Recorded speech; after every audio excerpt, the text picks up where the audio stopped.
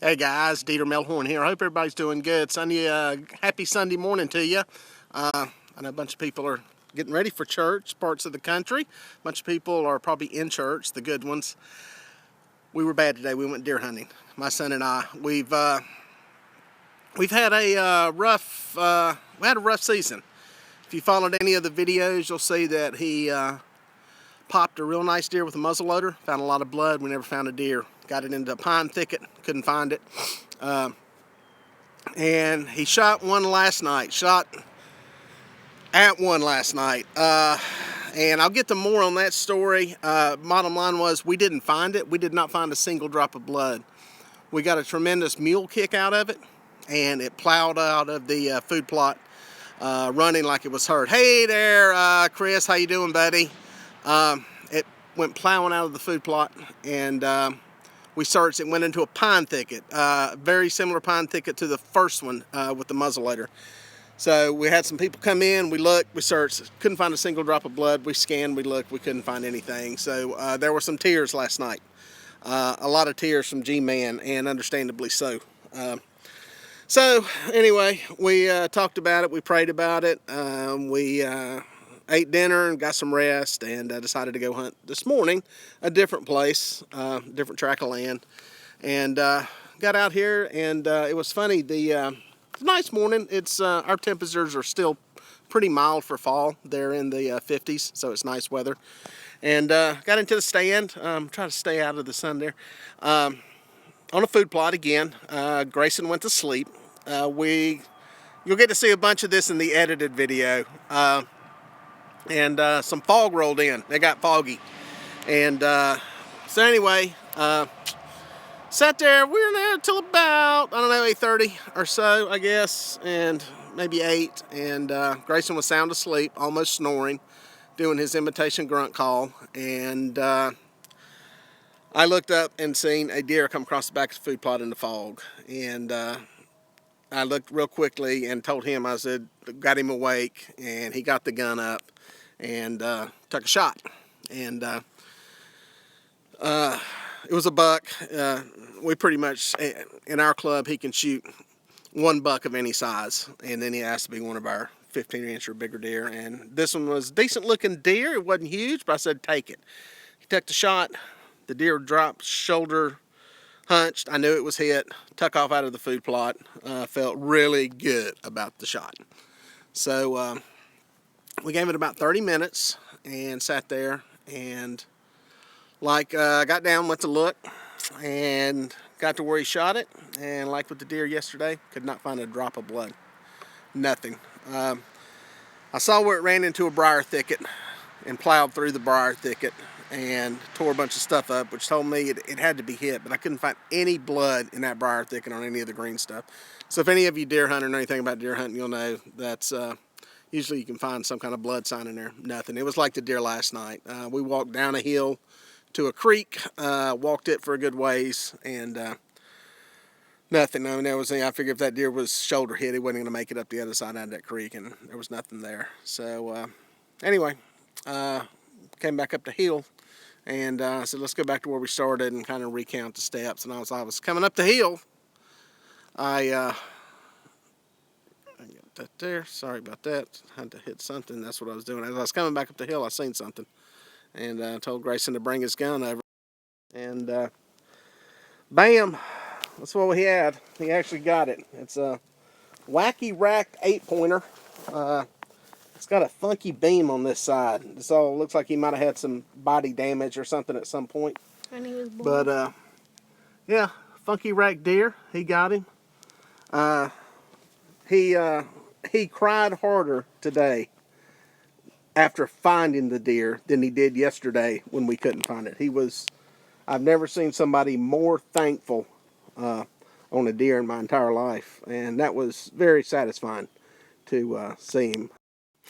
Yeah, yesterday we had some, there were some tears of frustration yesterday, but today it'll be in the edited video. I got video of all that. We didn't get video of the shot, but we did get video of everything afterwards. And yeah, G-Man is happy for just what saying he's this got. is 2.5-inch deer because see this part to there, it's 2.5 inches. Well, you actually measure the spread in here inside.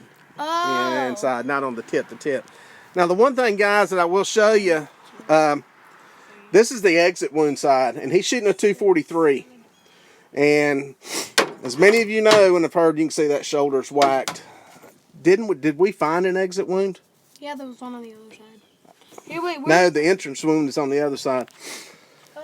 My point being is he's killed several deer with the 243, and my wife has, and we've always had pretty good blood trail with it. There was not a stitch of blood on this deer. The only blood we found was right where he fell, where he was spitting up blood. For whatever reason, we're not, and it may be because Grayson has been punching these deer through the shoulder, we're not getting an exit wound. So, if anybody has a 7mm 08 for sale, let me know, because we're going to upgrade guns this year, probably this week. But yeah, G-Man is very happy with him. Finally got one in the truck. Shot it too, And finally got one. Honestly, I think the one, if you've watched any of the other videos, the story that we did on the other deer that he shot, the one with the muzzleloader, I think that deer's dead. That deer's definitely dead. That it was good blood on it. Yesterday I questioned the shooting, but it was only a 60-yard shot, 55, 60 yards yesterday. I ranged this one. This was 105 to where he shot it at. The one he shot with the muzzleloader was 120 yards. So I don't question the boy shooting anymore. When he says the crosshairs are on there and he didn't know the gun was going off, I believe him. So I think he's a good shot. I just think we need a little bigger gun. I think it's time to upgrade him to something with a little more oomph, a little more pow, a little more knockdown.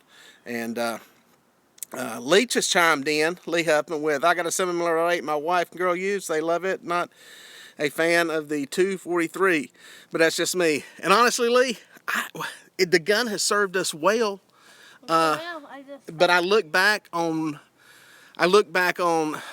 two deer. One of the ones he shot, now the buck he shot, his first buck a couple years ago, it left a blood trail like it was spraying out of a hose going through the woods.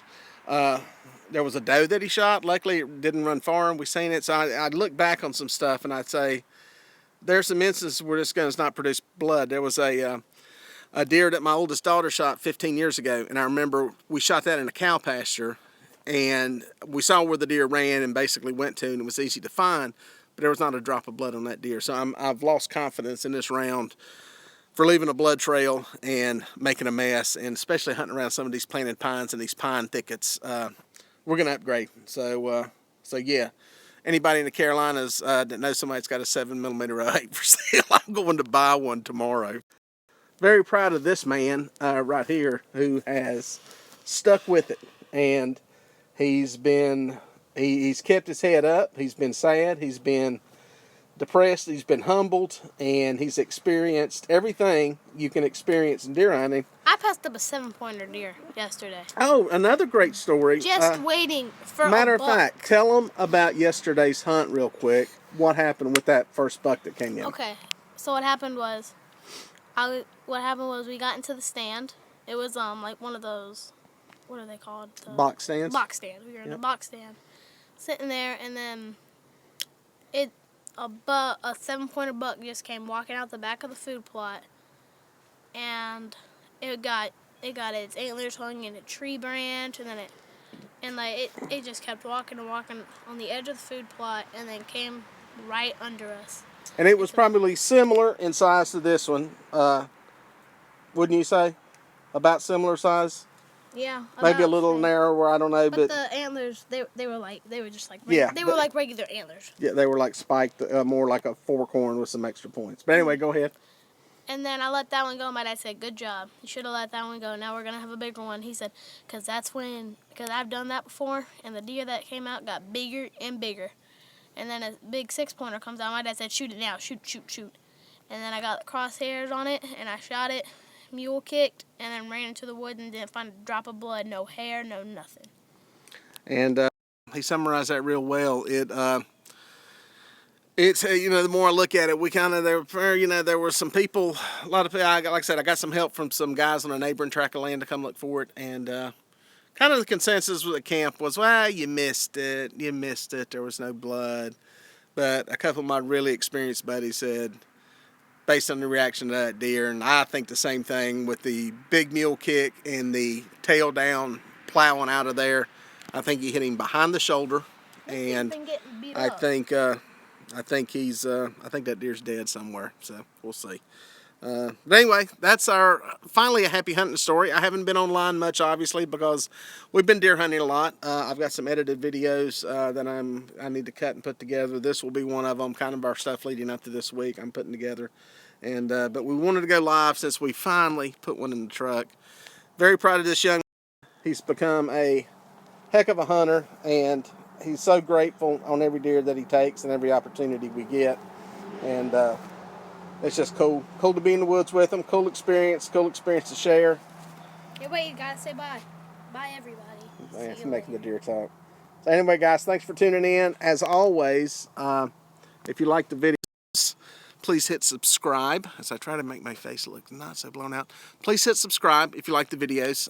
That way you set the date on all this stuff when it comes out and be notified when we go live.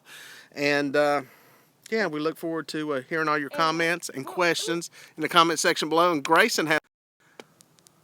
And what? I was supposed to say that part. Oh, that was your part? Okay. Yeah, never mind. We don't have our delivery down well. All right, guys. Thanks for tuning in. Thanks for watching. Meh, meh. And we'll talk to you soon.